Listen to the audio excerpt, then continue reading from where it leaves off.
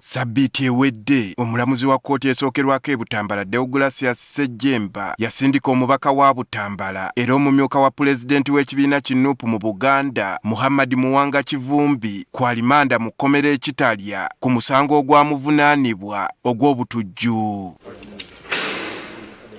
Omuwaabi wa gavumenti Rachel Bikole yategeeza nga Muwanga Kivumbi ne banne abakyaliira ku nsiko bwe baakola omupango wakati w'ennaku z'omwezi 11 ne 17 omwezi guno ogw'obulumbaganyi ku bakuumaddembe okwonoona enguudo n'ebirala eggombe mu disitulikiti y'e Butambala ebikolwa ebyekuusa ku butujju. Kati bannakibiina ky'okuli ne bannamateeka nga bakulembeddwamu ssaabawandiisi waakyo David Lewis Lubongoya bawuubyeko olubu lw'ekigere mu kkomera e Kitalya Muwanga Kivumbi gy'akuumirwa. Lubongoya era abadde amutwalidde obubaka obwa mukama we Robert Kyagulanyi Ssentamu mu kiseera kino atamanyiddwa kifo kituufu waali. Tumuleetedde n'ebigambo ebyokumugumya okuva eri pulezidenti waffe yenyini gwe mukimanyi bulungi nti aliira ku nsiko naye ate amugumya. Lubongoya ategeezezza nti Muwanga Kivumbi abategeezezza ng'emisango egimuvunaanibwa bwe gyeyoleka lwatu nti gya byabufuzi. Instructions ziwadde bannamateeka abali wano n'abalala bajja kukwatagana okulaba bwe basobola okulwanirira eddembe lye.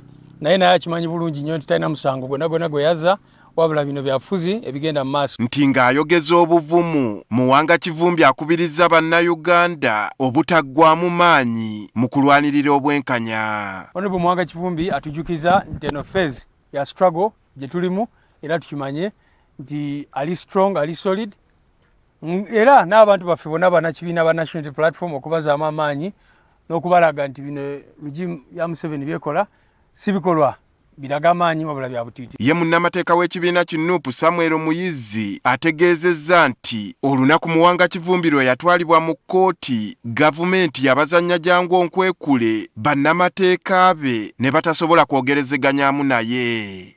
Nga tuvudde kkooti y'empigi twasanga the Honorable Vice President Muwanga Kivumbi bali kkooti emaze okuggalawo nga naye avuddewo.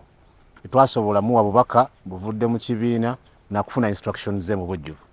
Olwaye tuzze sobola okufuna instructions ze ku ngeri gye tugenda okugenda mu maaso n'emmata ze. Kivumbi era abategeezezza ng'ebyamutuukako bwe yali abisuubira ng'alinda kaseera. Atugambye ekintu kimu nti kino takyewuunya naye atusabye eggwanga buli omu akole omulimu gwe. Munnamateeka gy'ali akole omulimu gwe, omuwagizi gy'ali akole omulimu gwe, ffenna tulabe nti tulwana olutalo. Weno struggle si amateeka gokka, si abafuzi byokka, wakuba ffenna gatta maanyi. Muyizi agamba kati kasita bafunye okulambikibwa kwa Muwanga Kivumbi baakukola ekisoboka okulaba ng'afuna obwenkanya. Tugenda gatta amaanyi nga bwe munaatulaba, tubakakasa instructions zaatuwadde, tugenda kuba ne very formidable team okulaba nti nno tumulwanirira ye n'abakulembeze b'ekibiina bonna bebakwata kakati. Muwanga Kivumbi yakwatibwa mu maka g'e Buwaate ng'ennaku z'omwezi 22 sabbiiti ewedde wabula ng'oggyeko Kivumbi ye yalabwako mu kkooti naye abamyuka ba pulezidenti wa NUP abalala abagambibwa okuwambibwa okuli Lina Zedrigo wa Northern Uganda ne Jacqueline Jole Tukamusaba owa Western Uganda tebamanyiddwako mayitire nga ne mukama waabwe kennyini aliira ku nsiko wadde nga gavumenti yavuddeyo n'etegeeza nga bwetamulinaako buzibu era terina kyemwagaza. Andrew Kaggwa, Agafeeyo, Spark TV.